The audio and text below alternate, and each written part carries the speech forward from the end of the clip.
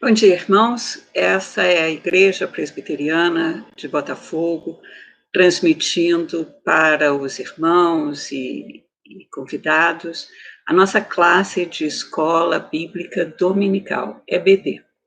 E nós estamos tratando nesse ano letivo da classe de adultos da EBD, do Pentateuco, os 5 primeiros livros da Bíblia. Vamos explorá-los, vamos procurar encontrar novas visões do Pentateuco, e com isso eu vou precisar que você tenha a sua Bíblia aberta, tenha a sua mente voltada para o que o Senhor tem para dizer para nós, e ter em mente que nós estamos compartilhando expressões e compartilhando entendimento, e estamos compartilhando visões da Bíblia, na forma como Deus quer que nós o conheçamos, porque a Bíblia nos traz maior conhecimento da vontade de Deus. Então, nesse sentido, nós vamos orar, pedindo a orientação. Nosso Deus e Pai, Senhor bendito, nós te pedimos, nesses tempos conturbados, de crise, de pandemias, que o Senhor nos mostre, pela tua palavra, qual é a tua vontade, qual é a tua lição e o que o Senhor quer de nós e como o Senhor quer que nós vivamos para termos plena comunhão contigo. Abençoa-nos nesse estudo, é o nosso pedido em nome de Jesus. Amém. Então, assim, nós vamos começar falando um pouquinho desse primeiro livro da Bíblia, o livro de Gênesis.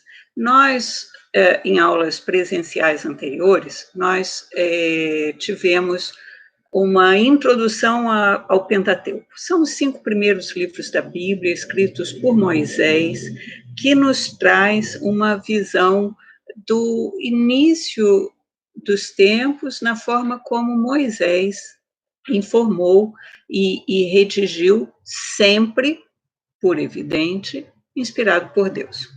E numa aula presencial, na verdade, a última aula presencial que nós tivemos, eu ministrei falando sobre a linhagem real em Gênesis.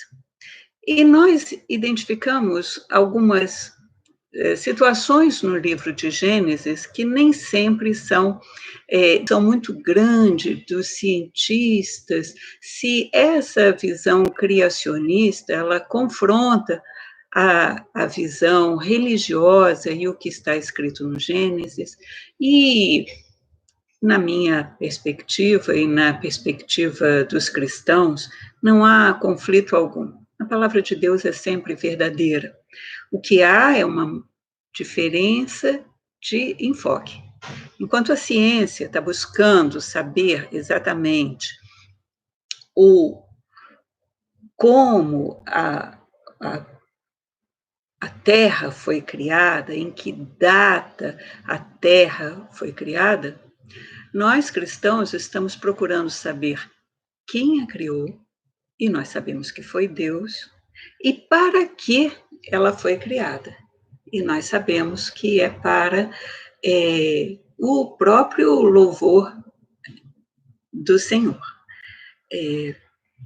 Nessa linhagem real que nós falamos na última aula, nós identificamos Adão como o primeiro homem. Homem e mulher os criou, diz a Bíblia. Então, quando nós falamos no primeiro homem, nós estamos falando também de Eva.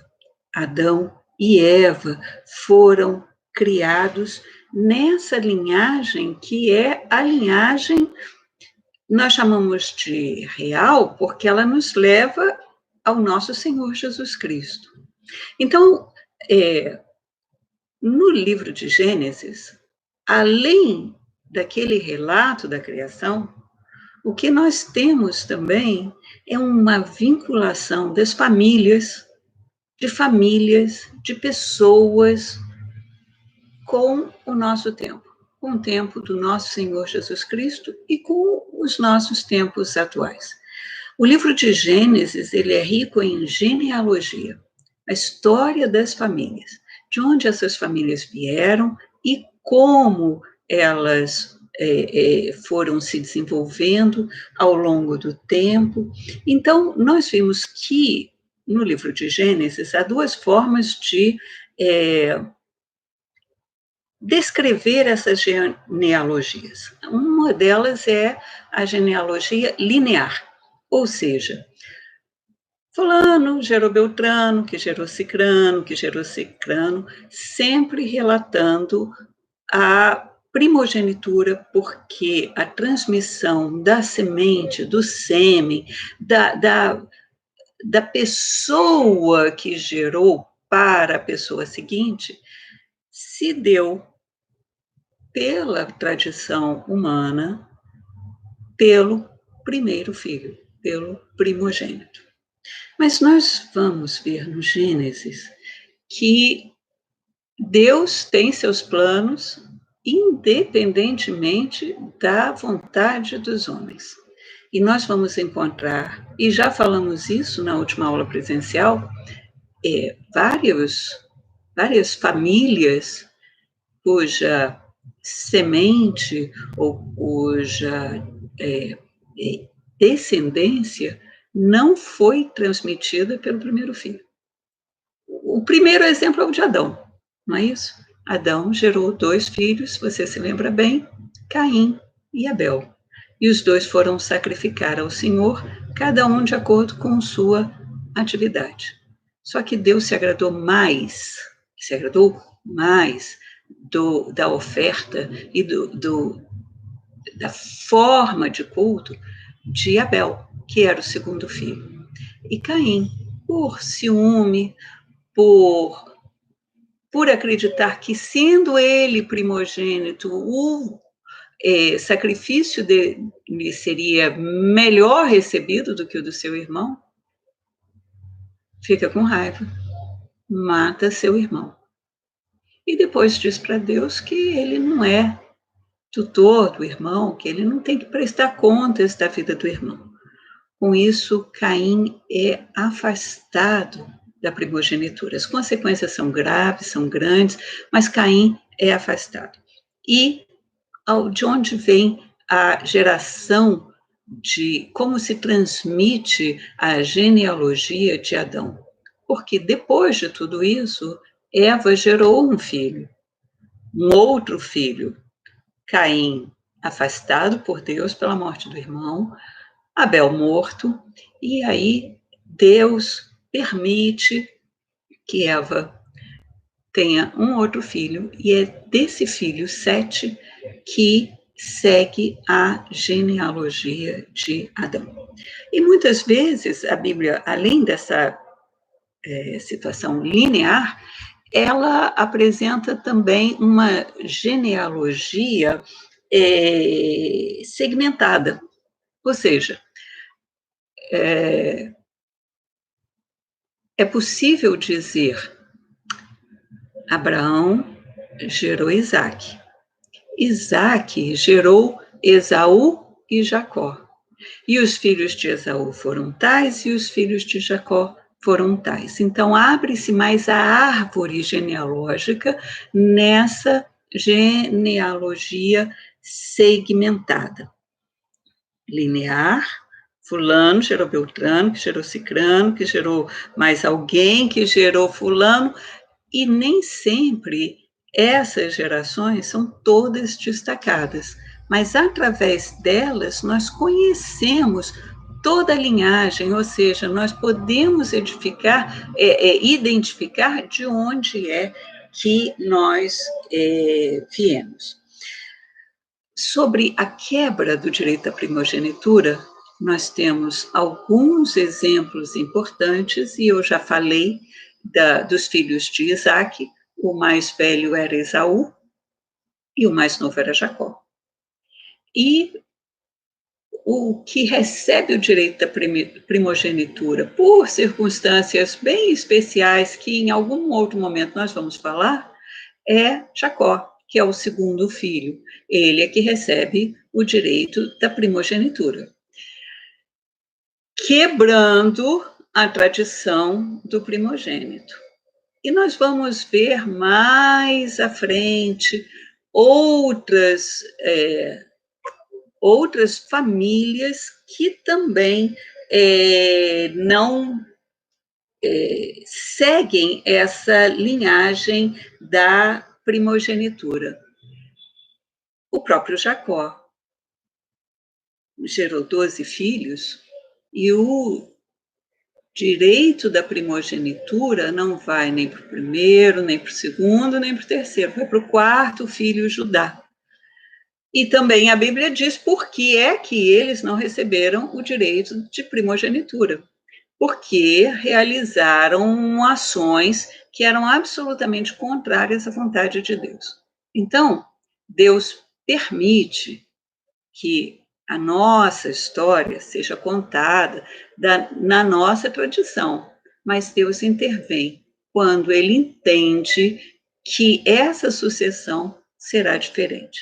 Então, estudamos isso na última aula e aprendemos que a vontade de Deus é soberana sobre todas as coisas. Nada do que está colocado como tradicional, como tradição, como uma situação humana, nada disso vai prevalecer se Deus não permitir e não concordar. E a gente sabe que a vontade de Deus é sempre boa, perfeita e agradável, como está dito em Romanos 12, o apóstolo Paulo, na carta que ele escreve aos Romanos, capítulo 12, verso 2, ele diz isso. Vamos nos renovar, né? Vamos entender melhor, vamos crescer, porque no entendimento da palavra de Deus, a gente tem que crescer sempre.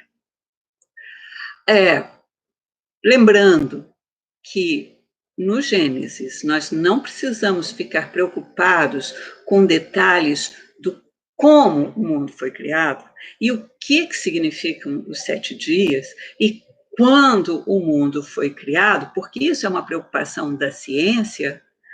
Nós nos preocupamos quem nos criou, por que nos criou, por que Deus traçou essa linhagem, se seu plano estava previsto desde o começo dos tempos ou não. E nós vamos ter essa reafirmação do plano de Deus sendo executado ao longo de gerações em gerações, quando nós começamos a estudar melhor esses livros iniciais da Bíblia. Então, vamos lá. Uma coisa interessante é que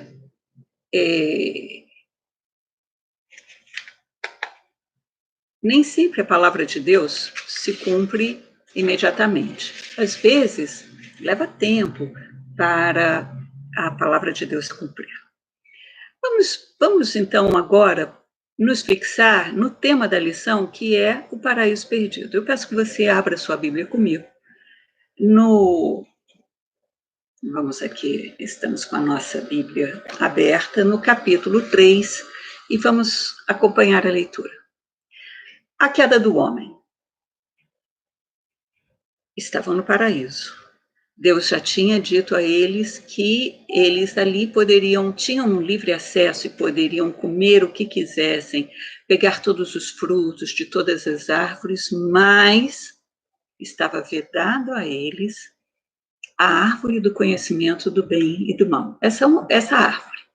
No centro do jardim do Éden, que era onde eles estavam, havia a árvore da vida. Mas Deus proibiu que eles comessem do fruto da árvore do conhecimento do bem e do mal. E assim começa o nosso relato no capítulo 3. Mas a serpente, mais sagaz que todos os animais selváticos que o Senhor tinha feito, disse à mulher: é assim que Deus disse: não comereis de toda a árvore do jardim? Respondeu-lhe a mulher: do fruto das árvores do jardim podemos comer, mas do fruto da árvore que está no meio do jardim, disse Deus: dela não comereis, nem tocareis nele, para que não morrais. Então a serpente disse à mulher: é certo que não morrereis. Porque Deus sabe que no dia em que dele comeres, se vos abrirão os olhos, e como Deus sereis conhecedores do bem e do mal, equiparando-se a Deus. Vendo a mulher que a árvore era boa para se comer, agradável aos olhos, e árvore desejável para dar entendimento, tomou-lhe do fruto e comeu, e deu também ao marido, e ele comeu. Abriram-se então os olhos de ambos, e percebendo que estavam nus, cozeram folhas de figueiras e fizeram cintas para si. Quando ouviram a voz do Senhor Deus, que andava no jardim pela viração do dia, esconderam-se da presença do Senhor Deus, o homem e sua mulher, por entre as árvores do jardim.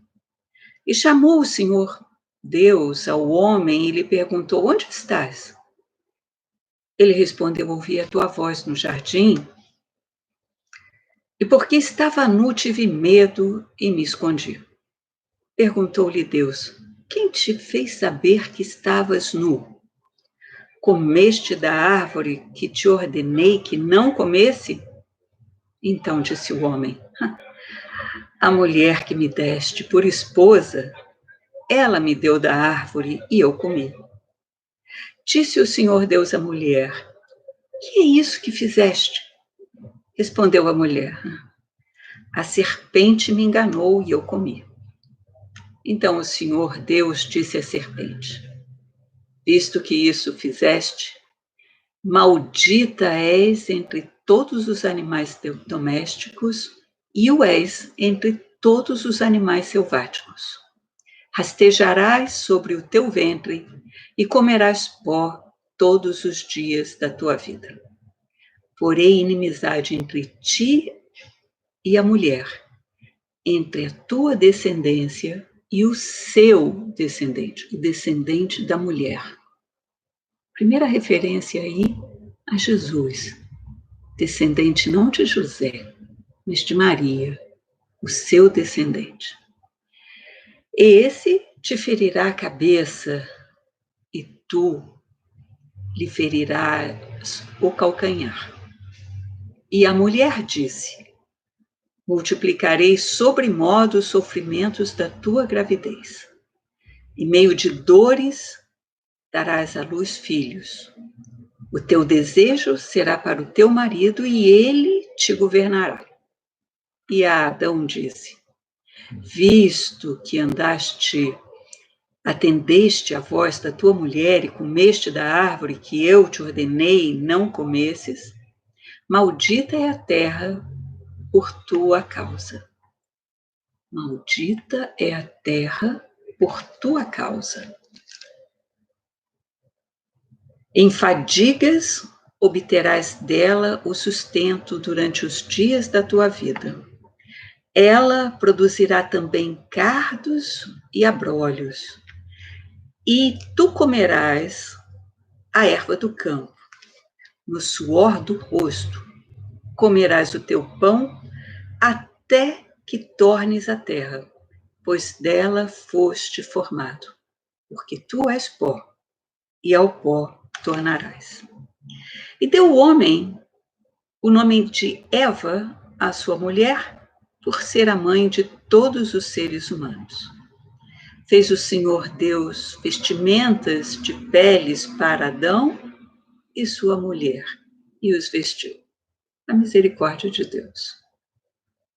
Então disse o Senhor Deus: eis que o homem se tornou como um de nós, conhecedor do bem e do mal. Assim que não estenda a mão e tome também da árvore da vida e coma e viva eternamente. O Senhor Deus, por isso, o lançou fora do jardim do Éden, a fim de lavrar a terra de que fora tomado. E expulso o homem, colocou querubins ao oriente do jardim do Éden e o refulgir de uma espada que se revolvia para guardar o caminho da árvore da vida. Que o Senhor abençoe o entendimento dessa mensagem. Nós vemos aqui como a terra é importante. Quando Deus providenciou a criação do mundo, ele começou fazendo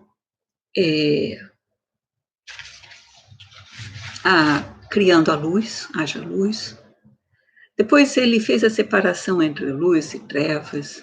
Depois ele separou as águas debaixo do firmamento e as águas do firmamento.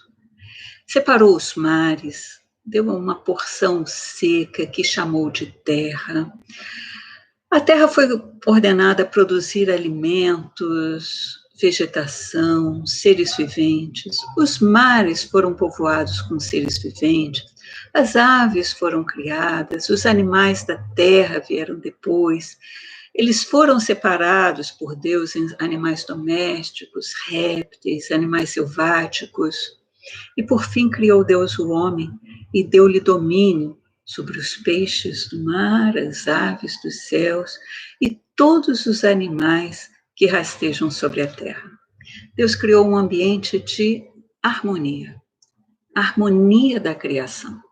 Deus foi criando aos poucos, nesses 7 dias, em que há muita discussão, que 7 dias são esses, mas é o tempo de Deus, certamente, e ninguém pode duvidar disso. Mas a harmonia do homem com a terra, ela começa com a própria formação do homem. Do pó da terra, viram? Que tu és pó, e ao pó voltarás. E no relato do capítulo 2, se você tiver curiosidade, Gênesis 2, capítulo 7, mostra o relato de Moisés exatamente como esse homem foi criado. Mas Deus coloca o homem desde o jardim do Éden para cuidar da criação, para cultivar a criação. Foi assim que Deus pensou a terra. Foi assim que Deus pensou o homem na terra. O jardim o jardim do Éden era o santuário onde Adão e Eva tinham contato sempre com Deus. Quando eles são expulsos do paraíso, eles perdem também esse lugar do encontro com Deus.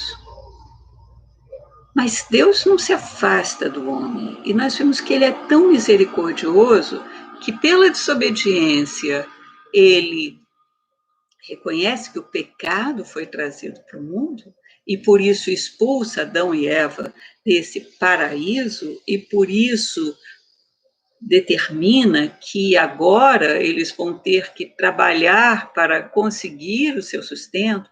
A terra não será tão generosa com Adão e Eva como tinha sido naquele primeiro momento do Jardim do Éden, mas Deus não se afasta.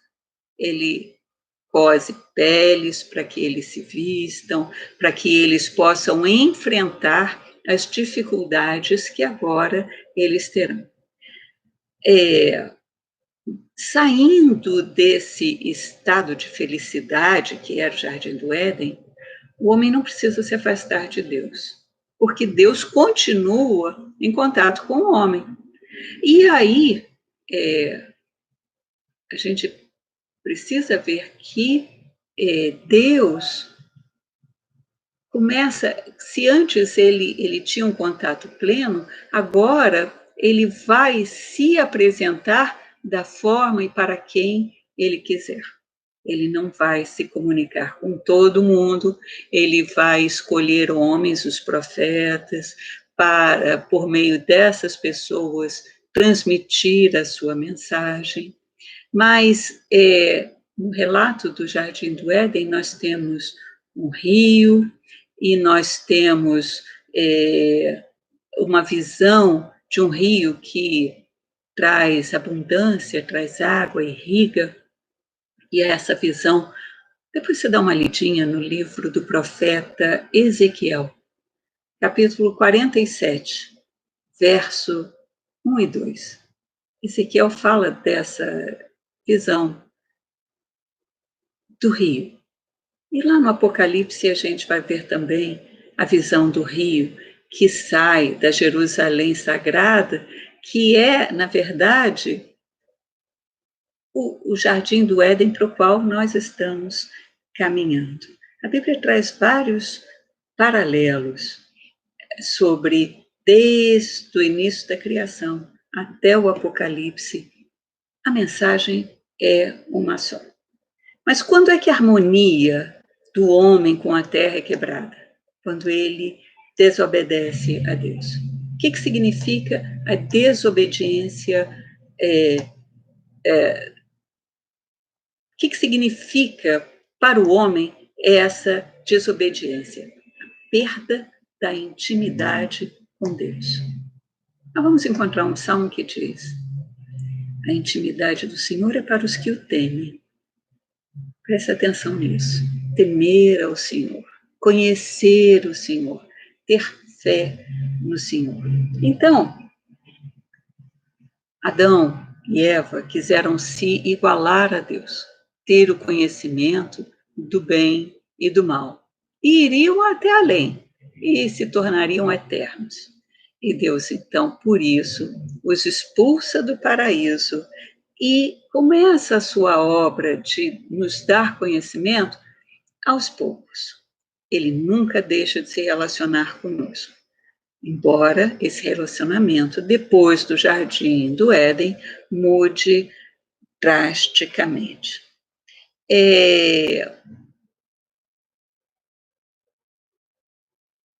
Veja que a história do Gênesis prossegue contando a história de várias famílias. Várias famílias que acabam tendo uma relação íntima com Deus.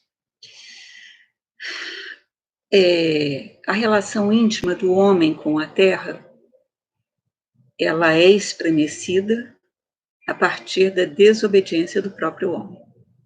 Torna-se mais difícil lavrar a terra. Então, a mensagem atual de toda essa turma que fala sobre a ecologia como uma coisa muito moderna.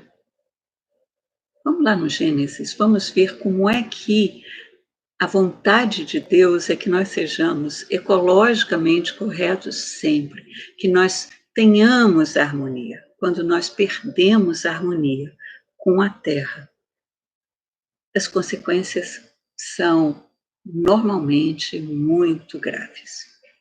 Bom, depois que o homem sai do paraíso, Adão e Eva são expulsos do paraíso, e têm filhos e filhas, e começam a povoar a terra, Deus vai identificando, dentre essas novas gerações, homens que são íntegros. Íntegros significa inteiros, verdadeiros. Eles não têm duas caras, eles não agem de um jeito quando estão falando com Deus e agem de outro jeito quando estão falando com homens.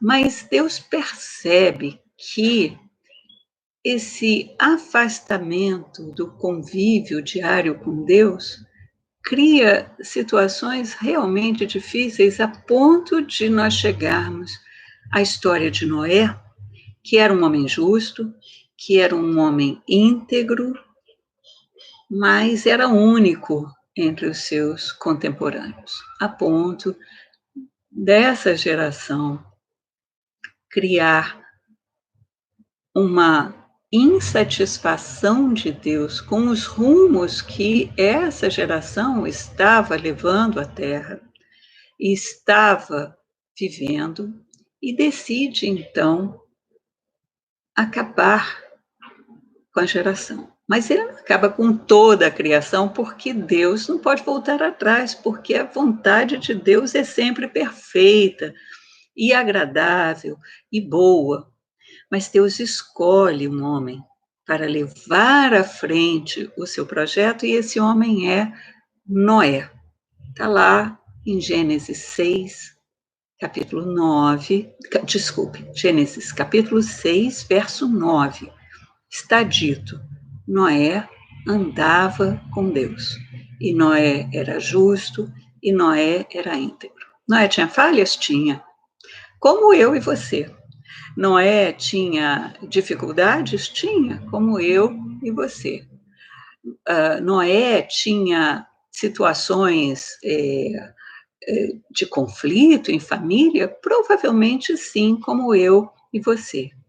Mas ele era inteiro, íntegro, e isso agradava a Deus. Por ser inteiro e íntegro, ele tinha plena comunhão com Deus. Ele não se relacionava com Deus quando ele ia só prestar um sacrifício. Ele se relacionava com Deus todos os dias de suas vidas. E ele não ocultava as suas faltas de Deus. Às vezes a gente é tão rápido de apontar o pecado do irmão e a gente esquece de contar para Deus os nossos próprios pecados, embora Deus nos conheça mais do que nós mesmos. Então, depois do dilúvio e depois que toda uma geração é dizimada, Noé, ele se torna agricultor. E isso reforça a relação do homem com a terra. E se você for lá no Gênesis, capítulo 5, no verso 29, veja só que interessante. Lameque era o pai de Noé. E diz assim, o verso 28, para nós entendermos o contexto. Lameque viveu 182 anos e gerou um filho. Pôs-lhe o nome de Noé, dizendo: Este nos consolará dos nossos trabalhos e das fadigas de nossas mãos nesta terra que o Senhor amaldiçoou. Lembram quando Adão e Eva foram expulsos do paraíso? O que Deus disse é que eles comeriam com muita dificuldade o produto da terra, que produziria também, essa terra produziria também cardos e abrolhos. E o pai de Noé, Lameque, ele dá esse nome porque Noé consolará as gerações das fadigas de nossas mãos. Bom, enfim, Noé torna-se agricultor e mantém essa relação com a terra.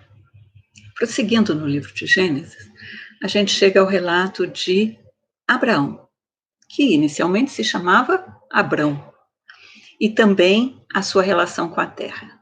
E aqui, no próprio livro de Gênesis, eu queria chamar a sua atenção para a forma como Deus muda o relacionamento com o homem, mas ao mesmo tempo se mantém o mesmo, porque Deus não muda. Deus diz a Abraão: sai da tua terra, da tua parentela, do lugar que você está estabelecido, das coisas que você tem, e vai para uma terra que eu te mostrarei. Vai para uma terra que eu te mostrarei. Então, ele recebe essa notícia de que ele vai ganhar uma terra que vai ser dada por Deus. E ele atende ao desafio e vai. Quantos de nós, hoje, atenderia a um desafio desse? Sai da sua vida, que já está estabelecida, das coisas que você tem, da terra que você conhece, e vai para o desconhecido. Vai numa viagem que eu vou te indicar o lugar. Então, e ele é desafiado de uma maneira bastante interessante, porque ele tem que sair da terra imediatamente. O que moveu Abraão? Foi a fé. A integridade no relacionamento com Deus. Porque quando ele se relaciona com Deus, Abrão primeiro, e depois, com a mudança de nome, Abraão. Quando ele mantém um relacionamento próximo com Deus, ele tem certeza de que Deus vai cumprir a sua palavra. Uma outra questão é que Deus prometeu dar a terra, mas não prometeu dar imediatamente. Quer conferir? Abra a Bíblia no livro de Gênesis, já está aberta no livro de Gênesis, mas vamos ler o capítulo 15.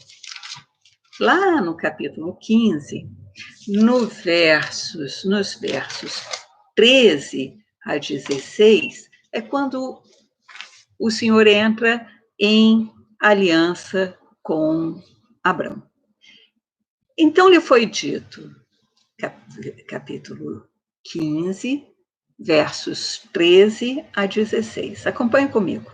Então lhe foi dito: sabe com certeza que a tua posteridade será peregrina em terra alheia e será reduzida à escravidão e será afligida por 400 anos.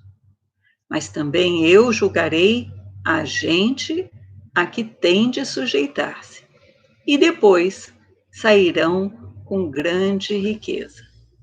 E tu irás para os teus pais em paz. Você vai morrer em paz. Serás sepultado em ditosa velhice.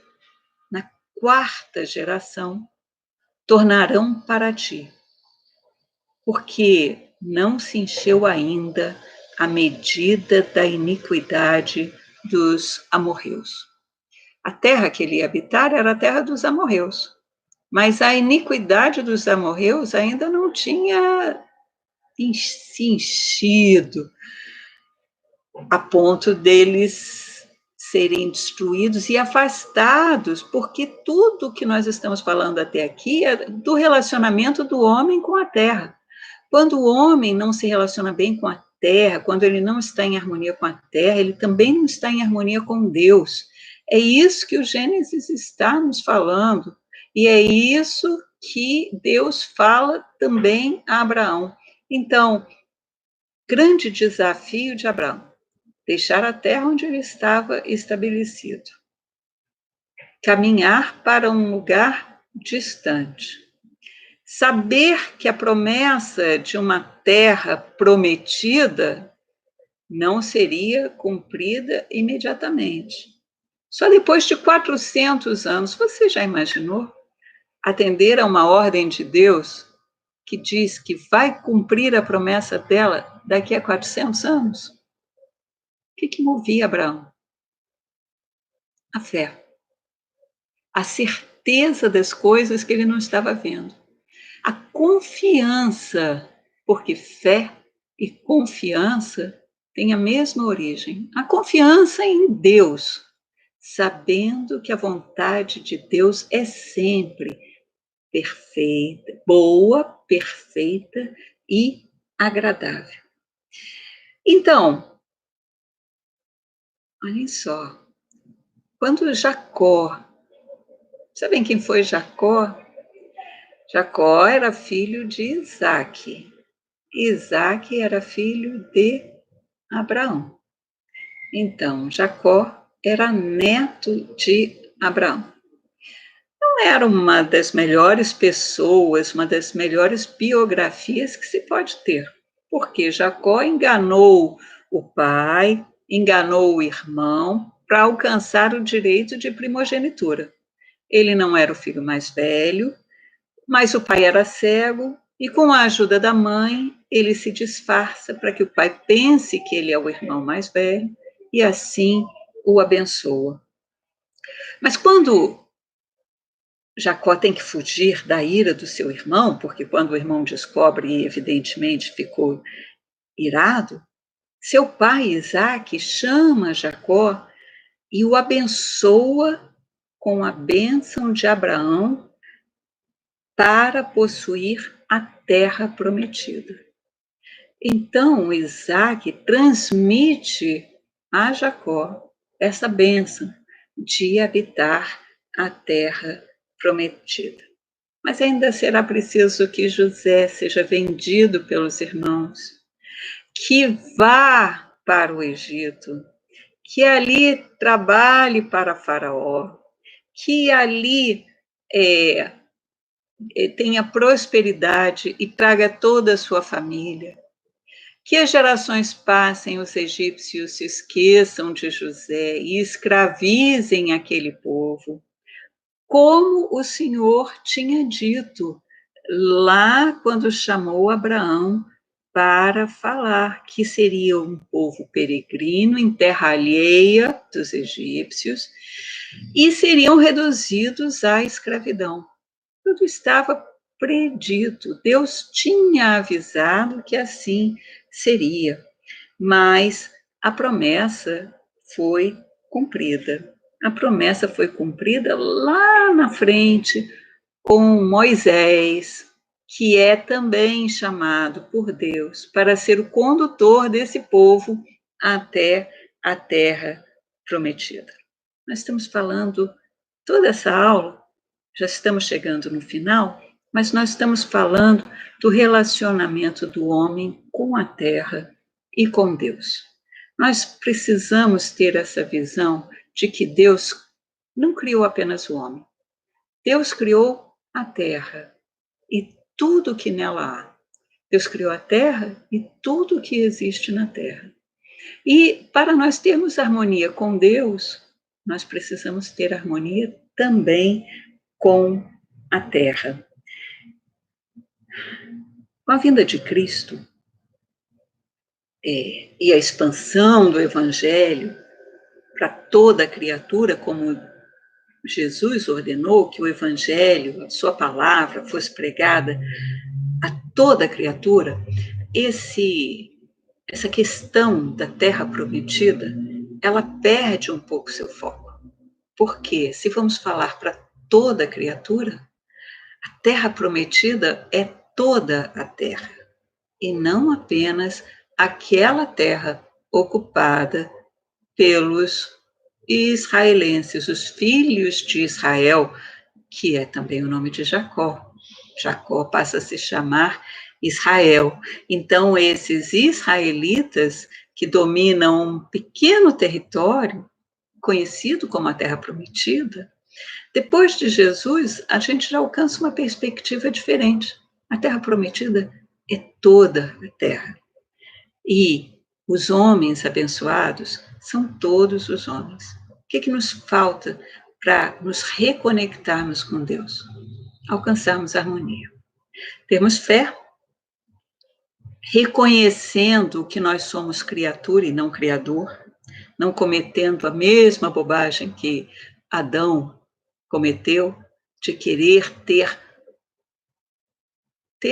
de ser Deus, querendo ser Deus, ter todo o conhecimento de Deus. E olha que nós avançamos no conhecimento, nós avançamos nas ciências, mas nós temos que reconhecer que jamais alcançaremos o conhecimento de Deus. E o restabelecimento do reino de Deus, ele não será para uma pequena porção dos homens, será para todos os descendentes de Abraão. E veja que quando Deus chamou Abraão e falou com ele, mandou que ele olhasse as estrelas no céu. Perguntou se era possível contá-las. Perguntou se era possível contar os grãos de areia. Não era possível. Assim, Deus disse que seria a descendência de Abraão. Assim, nós somos descendentes de Abraão pela genealogia que nos foi dada por Cristo, que morreu pelos nossos pecados, para nos tornarmos irmãos de Cristo, para sermos como Cristo, para sermos imitadores de Cristo e alcançarmos também o direito a essa genealogia, a pertencimento dessa família de Deus. Quando nós nos esquecemos da importância da terra, muitas tragédias ocorrem e nós estamos vivendo hoje uma pandemia. Nós não podemos nos esquecer que os planos de Deus não mudam. Mas, às vezes, o atuar dos homens muda as circunstâncias, e isso Deus permite, porque Ele nos permite escolher entre vivermos com Ele e vivermos sozinhos. A escolha é nossa, Deus nos dá essa opção. Mas nós não podemos esquecer que Deus é o princípio, Ele estava lá no Gênesis, e Ele é o fim. Ele é o alfa, a primeira letra do alfabeto grego, e o ômega, a última letra do alfabeto grego, que significa que ele é o primeiro e o último. Dá uma olhada na sua Bíblia, nós ainda temos um minutinho. Vamos ver Isaías, capítulo 44. Isaías 44, verso 6. Olha só o que o profeta fala. Assim diz o Senhor, Rei de Israel, seu Redentor, o Senhor dos Exércitos. Eu sou o primeiro e eu sou o último, e além de mim não há Deus. E queria também, por fim, levar você até o Apocalipse, para você entender essa unidade que existe na Bíblia, para você entender que nós, quando lemos a Bíblia e entendemos a palavra de Deus, nós começamos a entender esta harmonia, que é a harmonia que Deus quer que a gente goze. Apocalipse 22, é o último capítulo da Bíblia, versos 12 a 14. E diz assim: E eis que venho sem demora, e comigo está o galardão que tenho, para retribuir a cada um segundo as suas obras. Eu sou o Alfa e o Ômega, o princípio, o primeiro e o último, o princípio e o fim. Bem-aventurados aqueles que lavam as suas vestiduras no sangue do Cordeiro, em Jesus, para que lhes assista o direito à árvore da vida. Onde está essa árvore da vida? Onde Deus colocou a árvore da vida? Lá no Jardim do Éden, lá no princípio. E, através de Cristo, a gente alcança o direito à árvore da vida e entrem na cidade pelas portas. Então, a mensagem de Deus é sempre uma mensagem de esperança. Nós estamos estudando Gênesis, as famílias, a relação das famílias entre os homens, mas a relação principalmente com a terra. O paraíso perdido, o jardim do Éden, não pode mais ser alcançado porque Adão, por seus atos, conseguiu trazer o pecado para todos nós. Mas nós podemos, através do sangue de Cristo, alcançar a árvore da vida que está prometida para nós. Que Deus nos abençoe. Vamos orar? Senhor nosso Deus, abre nosso coração para que nós possamos entender a Tua palavra e praticá-la. E dá-nos fé, renova a nossa fé, para que nós possamos ter cada vez mais intimidade contigo, para que nós possamos ser íntegros na nossa vida. É o que nós te pedimos em nome de Jesus. Amém.